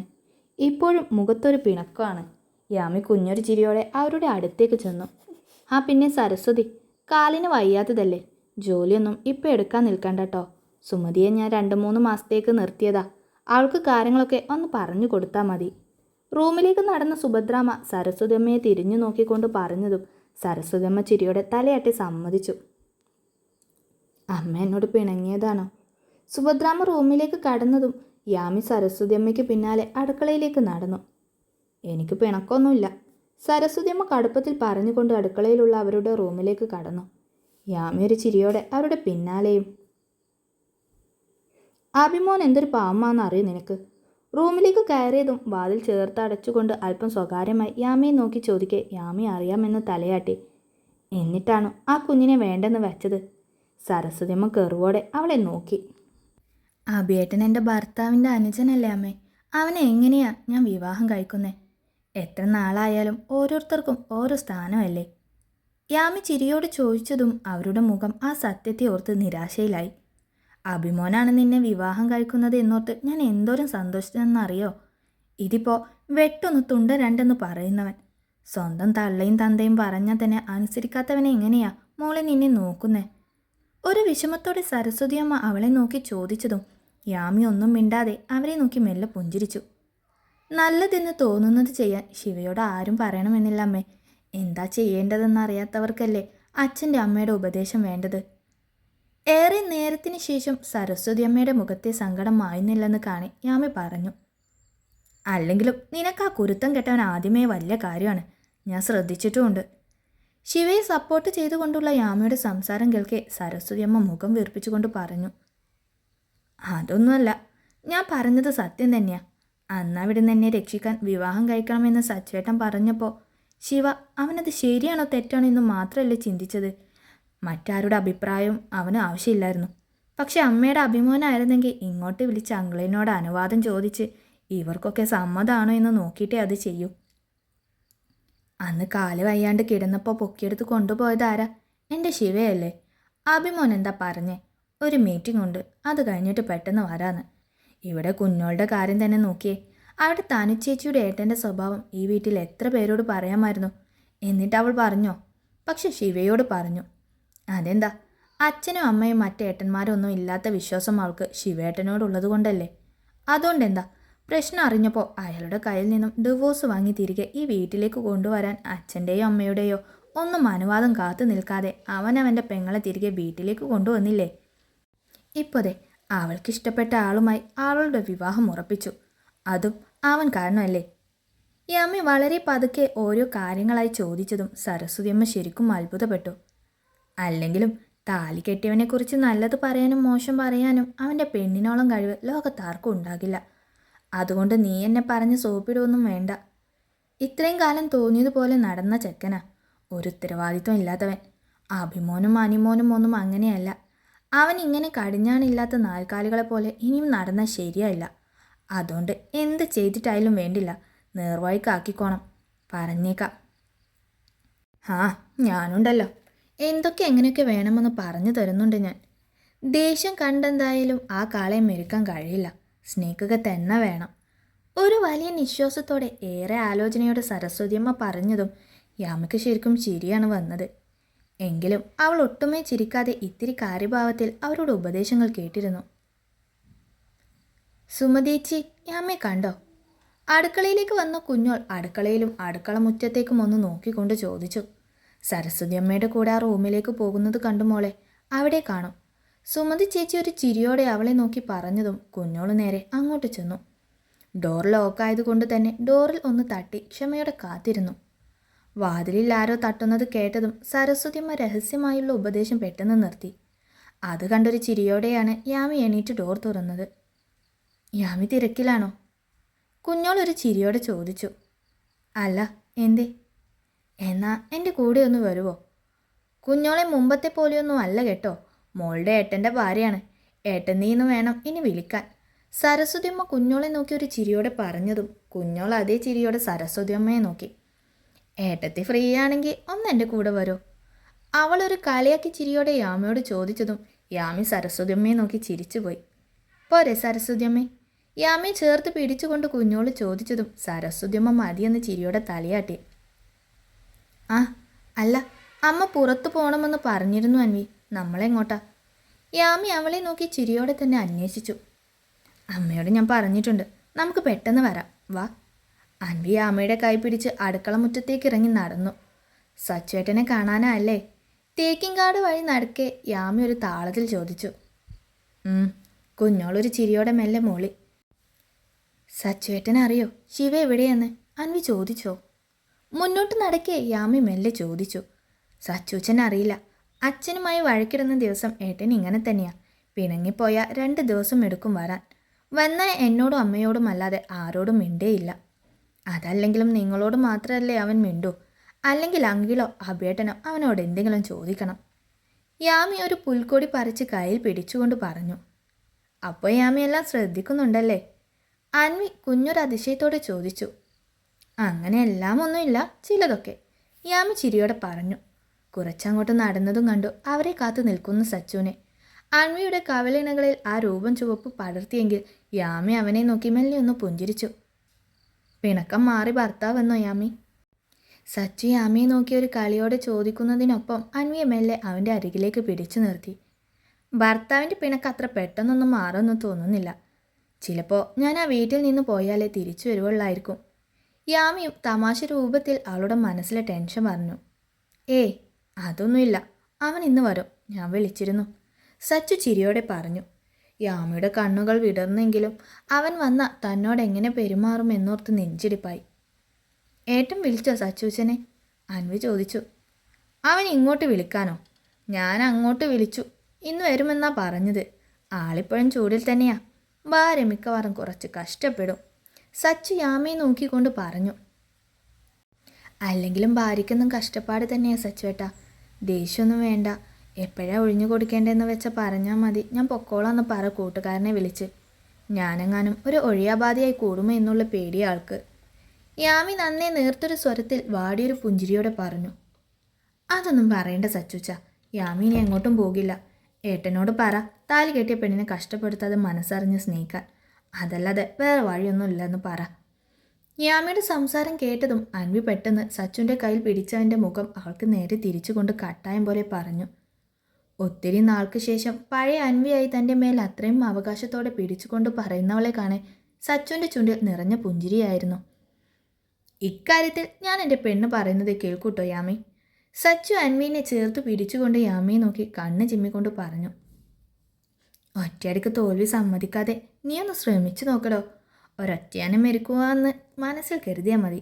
അല്ലടി, ഞങ്ങളിപ്പോൾ വരാം. ഇന്നലെ നിങ്ങളുടെ കല്യാണത്തർക്കം കാരണം എനിക്കെൻ്റെ പെണ്ണിനെ ഒന്ന് നോക്കാനുള്ള നേരം പോലും കിട്ടിയില്ല. യാമിയെ നോക്കി കണ്ണ് ചിമ്മിക്കൊണ്ട് അൻവിയെ കൂട്ടി അടുത്തുള്ള മുളങ്കാടിന് പിന്നിലേക്ക് നിന്ന് സച്ചു. ശിവ ഇന്ന് വരുമെന്ന് പറഞ്ഞ സച്ചുവിൻ്റെ ഒറ്റ വാക്കിലാണ് യാമയുടെ മനസ്സുടക്കി നിൽക്കുന്നത്. തന്നോട് എങ്ങനെ അവൻ പ്രതികരിക്കുമെന്നോർത്ത് ഒരു പിടിയും കിട്ടിയില്ല. ശരിക്കും ഏട്ടനിന്ന് വരൂ സച്ചുച്ച? അൻവി സച്ചുവിനെ നോക്കി സംശയത്തോടെ ചോദിച്ചു. ഇനി ഇങ്ങോട്ട് വരുന്നില്ല, മരുമകളെ കെട്ടിപ്പിടിച്ചിരിക്കട്ടെ എല്ലാവരും, ഞാൻ US പോകുന്നു എന്നൊക്കെ അവൻ പറഞ്ഞത്. സച്ചു അവളുടെ മുടിയിഴകൾ മെല്ലെ കാതോരം ഒതുക്കി വെച്ചുകൊണ്ട് പറഞ്ഞതും അൻവി ഒരു ഞെട്ടലോടെ അവനെ നോക്കി. എന്നിട്ട് സച്ചുച്ചൻ എന്തു പറഞ്ഞു? പോകാൻ സമ്മതിച്ചോ? അൻവി വല്ലാത്തൊരു വെപ്രാളത്തോടെ തിരക്കി. ഇല്ലടി, US പോയ ഒരു കാലത്ത് നിനക്ക് ഡിവോഴ്സ് കിട്ടില്ലെന്ന് ഞാൻ പറഞ്ഞു. അതിനു വേണ്ടി മാത്രം തിരിച്ചിങ്ങ് വരാമെന്ന് പറഞ്ഞത്. നിന്റെ അച്ഛനോടുള്ള ദേഷ്യം പാവം ആ പെണ്ണിനോട് തീർത്തില്ലെങ്കിൽ ഭാഗ്യം. സച്ചു അൻവിയെ ഇടുപ്പിലൂടെ ചിറ്റിപ്പിടിച്ച് അവളുടെ നെറ്റിയിലൊരു മുത്തം കൊടുത്തുകൊണ്ട് പറഞ്ഞു. യാമേട്ടനും ഒട്ടും ഇഷ്ടമല്ലേ? യാമയ്ക്ക് എന്തോ ഒരു കുഴപ്പം? നല്ല ഭംഗിയില്ലേ കാണാൻ? ഏട്ടനും അവളും നല്ല ചേർച്ചയെന്ന് ഇന്നലെ വന്നവർ വരെ പറഞ്ഞത്. അൻവി ഒരു സങ്കടത്തോടെ പറഞ്ഞു. ചേർച്ചയില്ലാത്തതും ഭംഗിയില്ലാത്തതൊന്നും അല്ല പൊന്നെ അവൻ്റെ പ്രശ്നം. ഒന്നാമത് നിന്റെ ഏട്ടൻ. ഞാൻ അവളോട് പറഞ്ഞ പോലെ ഒരൊറ്റയാനാ. എൻ്റെ അറിവിൽ ഇക്കാലത്തിനിടെ ഒരു പെണ്ണിനെയും അവൻ മറ്റൊരു രീതിയിൽ നോക്കിയിട്ടില്ല, സംസാരിച്ചിട്ടില്ല. എന്തിനെ ഈ പ്രണയം എന്ന ഫീൽ അവൻ ഇന്ന് വരെ അറിഞ്ഞു കാണില്ല. അല്ല, അതെങ്ങനെ അറിയാനാ? നിന്റെ അച്ഛനോടുള്ള വാശിയിൽ നടക്കല്ലായിരുന്നോ? അത് വിട്. ഞാൻ പറഞ്ഞു വന്നത്, ഇതൊന്നും ഇല്ലാത്തവൻ്റെ മനസ്സിലൊരു പെണ്ണ് സ്ഥാനം ഉറപ്പിക്കണമെങ്കിൽ ഇച്ചിരി പാടാ, പ്രത്യേകിച്ച് അവൻ്റെ ഈ കടിച്ചു കീറുന്ന സ്വഭാവം വെച്ച്. സച്ചുരൻ നിശ്വാസത്തോടെ പറഞ്ഞു നിർത്തി. പിന്നെ എന്തിനാ സച്ചുച്ചൻ യാമയോടൊക്കെ അങ്ങനെ പറഞ്ഞ്? പാവം, അവൾക്ക് ഇഷ്ടമായിട്ടന്. വെറുതെ നമ്മളെന്തിനാ അവൾക്കൊരു മോഹം കൊടുക്കുന്നത്? അന്വി വല്ലായ്മയോടെ ചോദിച്ചു. അങ്ങനെ വേണ്ടാത്ത സംശയം കൊടുത്തതല്ല പെണ്ണെ ഞാൻ. ഇന്നലെ ആ പ്രശ്നം നടന്നപ്പോൾ നീ ശ്രദ്ധിച്ചില്ലേ? സാധാരണ നിന്റെ അച്ഛന് മുന്നിൽ തോൽക്കുന്നു എന്ന് കണ്ട അതിന് കാരണക്കാരായവർ ആരായാലും അവൻ രണ്ട് കൊടുത്തിട്ടേ ബാക്കി സംസാരിക്കാൻ നിൽക്കൂ. പക്ഷെ ഇന്നലെ അവൻ യാമയുടെ നേർക്കൊന്ന് കൈ ഉയർത്തുക പോയിട്ട് നോക്കി പേടിപ്പിച്ചതുപോലുമില്ല. പിന്നെ യാമി വന്ന് നിശ്ചയം മുടക്കണമെന്ന് അവനോട് ആവശ്യപ്പെട്ടതാ. അപ്പോൾ അവൻ പറ്റില്ലെന്ന് പറഞ്ഞിട്ട് ഇന്നലെ എന്നോട് പോലും പറയാതെ അത് മുടക്കാൻ മുന്നിട്ട് നിന്നത് എന്തുകൊണ്ടാ? അൻവി സംശയത്തോടെ ചോദിച്ചു. എടി പൊട്ടി, യാമയുടെ എന്തോ ഒരു സോഫ്റ്റ് കോർണർ ഉണ്ട് അവൻ്റെ മനസ്സിൽ. അതൊന്ന് ഡെവലപ്പായി വന്ന ഒരു പ്രണയം പോയിട്ട് കൂടായികയില്ലല്ലോ. പിന്നെ എൻ്റെ അഭിപ്രായത്തിൽ യാമി നമ്മൾ കാണും പോലെ ഒന്നും അല്ല. അവനോട് മുട്ടി നിൽക്കാനുള്ള ഗട്ട്സൊക്കെ അവൾക്കുണ്ട്. സച്ചു ഒരു ആലോചനയോടെ പറഞ്ഞതും അൻവി അവനെ വല്ലാത്തൊരു ഭാവത്തിൽ നോക്കി നിന്നു. ഈ ആലോചനയ്ക്ക് കിട്ടുന്ന കേസ് വാദിക്കാൻ ആലോചിച്ചിരുന്നെങ്കിൽ 4 കേസെങ്കിലും കൂടുതൽ കിട്ടിയെന്ന് എൻ്റെ സച്ചുച്ച. അവളൊരു നിശ്വാസത്തോടെ പറഞ്ഞു. 4 അല്ല, 4000 കേസ് ഞാൻ വാദിക്കുന്നുണ്ട്. എൻ്റെ മോളതോർത്ത് പേടിക്കണ്ട. ഇപ്പോൾ വേഗം എനിക്കൊരു ഉമ്മ തന്നിട്ട് വീട്ടിൽ പോകാൻ നോക്ക്. യാമി ഒത്തിരി നേരം കാത്തിരിപ്പിക്കുന്നത് മോശമാണ്. അവളെ നോക്കി ഇത്തിരി ഗമയോടെ പറഞ്ഞുകൊണ്ട് ചുണ്ടു കൂർപ്പിച്ച് അവളുടെ അടുത്തേക്ക് നീങ്ങിച്ചെന്ന് കൊണ്ടവൻ നിന്നതും അൻവി അവനെ ചിരിയടക്കി നോക്കി. ചിരിച്ചു നിൽക്കാതെ പെട്ടെന്ന് താടി. എത്ര നാളായി നീ ഒരു ഉമ്മ തന്നിട്ട്? സച്ചു കണ്ണടച്ചുകൊണ്ട് തിരക്കു കൂട്ടി. തൽക്കാലം കുറച്ചു നാൾ കൂടെ പട്ടിണി എടുക്ക്. ഉമ്മയ്ക്ക് സമയമായെന്ന് തോന്നുമ്പോൾ ചോദിക്കാതെ തന്നെ ഞാൻ തരുന്നുണ്ട്. അവൻ കൈയെത്തിച്ച് തന്നെ പിടിച്ചു നിർത്തും മുന്നേ അൻവി യാമയുടെ അടുത്തേക്ക് ഓടിക്കൊണ്ട് പറഞ്ഞതും സച്ചു വല്ലാത്തൊരു നിരാശയോടെ അവൾ പോയ വഴിയെ നോക്കി നിന്നുപോയി. ശിവ വരുമെന്ന് സച്ചു പറഞ്ഞതു മുതൽ യാമി വല്ലാത്തൊരു പിടപ്പോടെയാണ് പിന്നീടുള്ള നിമിഷങ്ങൾ തള്ളി നീക്കിയത്. സുഭദ്രാമ്മയ്ക്കും കുഞ്ഞോൾക്കുമൊപ്പം ഷോപ്പിങ്ങിന് ആവശ്യത്തിൽ കൂടുതൽ വസ്ത്രങ്ങളും ആഭരണങ്ങളും അവർ തനിക്കായി വാങ്ങിക്കൂട്ടുന്നതൊക്കെ കാണി യാമി ആകെ അസ്വസ്ഥമായി നിന്നതല്ലാതെ ഒന്നും പറഞ്ഞില്ല. ഇറങ്ങിപ്പോടി എന്നൊരു മുരൾച്ച കാതോരം ഏതു നിമിഷവും മുഴങ്ങും എന്നവൾ ഉറപ്പിച്ചു. കണ്ണു പൊട്ടുന്ന ചീത്തയാവും, വഞ്ചകിയെന്നും വാക്ക് പാലിക്കാത്തവളെന്നും നന്ദിയില്ലാത്തവളെന്നും അങ്ങനെ പലതും വിളിക്കും. തള്ളി നീക്കുന്ന ഓരോ നിമിഷവും പ്രിയപ്പെട്ടവൻ്റെ ദേഷ്യത്തെ അവഗണനയെ പ്രതീക്ഷിച്ചു നിന്നവൾ ആ നിമിഷത്തിലൊക്കെ ആ വീട്ടിൽ എന്തൊക്കെ നടന്നു, ആരൊക്കെ എന്തൊക്കെ പറഞ്ഞു എന്നൊന്നും അവൾ അറിഞ്ഞില്ല. അവളുടെ ആ ടെൻഷൻ അവിടെ എല്ലാവരും ശ്രദ്ധിക്കുകയും ചെയ്തു. അജുവിൻ്റെ മനസ്സിൽ ശിവയോടുള്ള യാമിയുടെ ഭയം അതിനിയും കൂടണം, അല്ലെങ്കിൽ കൂട്ടണം എന്നൊരു മോഹമായിരുന്നു. രാത്രി എല്ലാവർക്കും ഒപ്പം ഭക്ഷണം കഴിക്കാനിരിക്കെ ശേഖരനും അബിയും മജുവും എല്ലാം നോക്കിയത് യാമിയുടെ ടെൻഷൻ നിറഞ്ഞ മുഖത്തേക്കായിരുന്നു. അബി അവളെ ആശ്വസിപ്പിക്കാനായി എന്തോ ഒന്ന് പറയാൻ തുടങ്ങുമ്പോഴാണ് മുറ്റത്തേക്ക് അതിവേഗത്തിൽ വന്ന് നിർത്തിയ ബുള്ളറ്റിൻ്റെ ശബ്ദം അവരെല്ലാവരും കേട്ടത്. അത്രയും നേരം മുഖം കുനിച്ച് ഭക്ഷണം കഴിച്ചു കൊണ്ടിരുന്ന യാമി ഒരു ഞെട്ടലോടെ മുഖം ഉയർത്തി നോക്കി. ശിവ വന്നു. ഹൃദയം നെഞ്ചിരിപ്പോടെ അവളോട് പറഞ്ഞു. അധികം വൈകിയില്ല. മെയിൻ ഡോർ വഴി അകത്തേക്ക് കയറിയവൻ പതിവ് കൂസലില്ലായ്മയോടെ ആരെയും നോക്കാതെ ഒന്നും മിണ്ടാതെ അവൻ്റെ റൂമിലേക്ക് നടന്നു. ശിവ, അമ്മ കഴിക്കാനെടുക്കട്ടെ നിനക്ക്? സുഭദ്രാമ്മ സ്നേഹത്തോടെ വിളിച്ചു ചോദിച്ചു. അതിനൊരു മറുപടി കിട്ടില്ലെന്ന് അവിടെ എല്ലാവർക്കും അറിയാമായിരുന്നു. യാമിക്ക് പേടിയുണ്ടോ? അബി യാമിയെ നോക്കി ചോദിച്ചതും യാമി ആകെ ഒരു പതർച്ചയോടെ അവനെ നോക്കി. ഇങ്ങനെ പേടിക്കൊന്നും വേണ്ടടോ. തനിക്ക് അവൻ്റെ കൂടെ റൂം ഷെയർ ചെയ്യാൻ മടിയാണെങ്കിൽ തൻ്റെ ആദ്യത്തെ റൂമിൽ തന്നെ കിടന്നോ. പതിയെ അവൻ്റെ ദേഷ്യമൊന്ന് തണുത്തിട്ട് അങ്ങോട്ട് ഷിഫ്റ്റ് ആവാം. അബി നേർത്തൊരു ചിരിയോടെ അവളോട് പറഞ്ഞു. അതൊന്നും വേണ്ട. യാമി അവൻ്റെ കൂടെ ആ റൂമിൽ തന്നെ കിടന്നാൽ മതി. ഒന്നും ഉണ്ടാവില്ല. ചെറിയൊരു ആശ്വാസത്തോടെ ശ്വാസം മയക്കാൻ നിന്ന യാമി രാജശേഖരൻ പറഞ്ഞത് കേട്ട് വീണ്ടും ടെൻഷനിലായി. ഭക്ഷണം കഴിച്ചു കഴിഞ്ഞ എല്ലാവരും ഓരോ ഉപദേശങ്ങളും ആശ്വാസ വാക്കുകളും പറഞ്ഞ് അവരവരുടെ റൂമിലേക്ക് നടന്നു.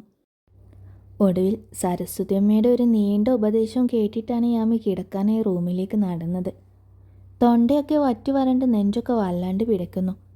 എത്രയോ സമയമെടുത്ത് ശിവയുടെ റൂമിൻ്റെ വാതിലിന് മുന്നിൽ എത്തിയതും യാമി ഒരു ദീർഘശ്വാസം വലിച്ചെടുത്ത് അവളുടെ ടെൻഷനൊന്ന് കുറച്ചു. അതേസമയം യാമി റൂമിലേക്ക് കയറുന്നു എന്ന് കണ്ട രാജശേഖരൻ സിറ്റൗട്ടിൽ നിന്നും നേരെ ഹാളിലെ സോഫയിൽ വന്നിരുന്നു.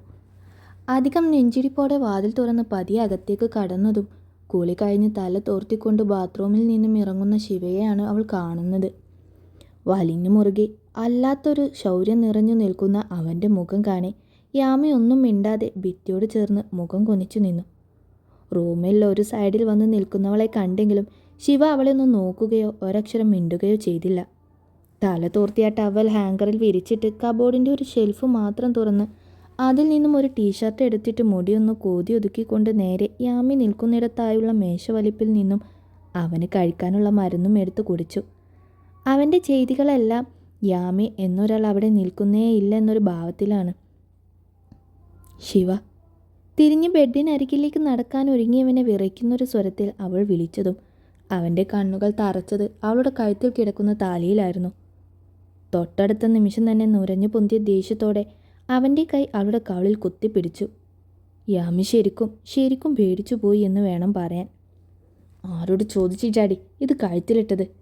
ഒട്ടും ശബ്ദം ഉയർത്താതെ ആ റൂമിൽ അവൾക്കുള്ളിൽ മാത്രം ഒതുങ്ങി നിന്നൊരു സ്വരത്തിൽ അത്രമേൽ രൂക്ഷമായൊരു നോട്ടത്തോടെ അവൻ ചോദിച്ചതും യാമിയുടെ കണ്ണുകൾ ഒരു സാഗരങ്ങൾക്ക് തുല്യമായി നിറഞ്ഞു നിന്നു.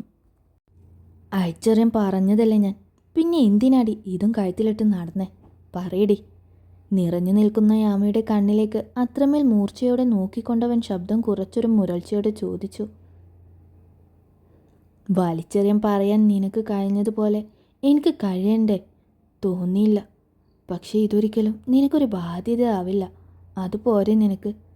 കവളിൽ കുത്തിപ്പിടിച്ച് അവൻ്റെ കൈകളെ പറിച്ചു മാറ്റാൻ ശ്രമിച്ചു കൊണ്ടവൾ പറയെ ശിവയുടെ ഹൃദയം ഒന്ന് ഒലഞ്ഞുപോയി.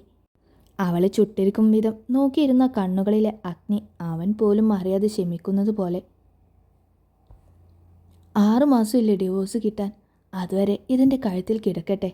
അങ്ങനെ കിടന്നെന്ന് കരുതി ഈ താലി നിന്നെ കടിച്ചു തിന്നാനൊന്നും വരില്ല. ശിവയുടെ കൈ ഒരൽപ്പം ഒന്ന് അയഞ്ഞതും യാമി ആ കൈ അല്പം ശക്തമായി പിടിച്ചു മാറ്റിക്കൊണ്ട് പറഞ്ഞതും ശിവ അവളെ മൂർച്ചയോടെ നോക്കി. അങ്ങനെ എൻ്റെ കൈ കൊണ്ട് കിട്ടിയ താലി നിനക്ക് തോന്നിയ പോലെ കഴുത്തിലിട്ട് നടക്കാൻ ഞാൻ സമ്മതിച്ചില്ലല്ലോ.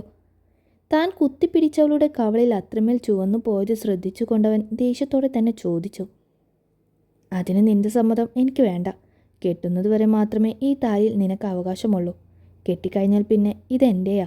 അത് കഴുത്തിൽ കിടക്കണോ അതോ വലിച്ചെറിയണോ എന്നൊക്കെ എൻ്റെ തീരുമാനമാണ്.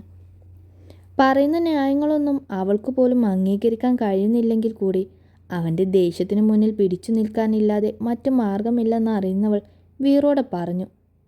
ഇത്രയൊക്കെ സംഭവിച്ചിട്ടും തൻ്റെ മുന്നിൽ നിന്ന് ഇനിയും വീമ്പോടെ സംസാരിക്കുന്നവളെ കാണെ ശിവയുടെ ദേഷ്യം കൂടുകയാണ് ചെയ്തത്. ഇത്രയ്ക്ക് അഹങ്കാരം എന്തിനാണ്? അല്ലെങ്കിൽ താലിയേക്കാൻ മനസ്സ് വന്നില്ലെന്ന് തുറന്ന് പറഞ്ഞാൽ എന്താണ്? ശിവ ദേഷ്യം കൊണ്ട് വിറയ്ക്കുന്ന കവളോടെ അവളെ നോക്കി. യാമ അവനെ നോക്കാതെ മുഖം കുനിച്ചു നിന്നു. കണ്ണിൽ നോക്കി എതിർത്തു പറയാനുള്ള ധൈര്യമൊന്നും ഇക്കാര്യത്തിൽ തനിക്കില്ല.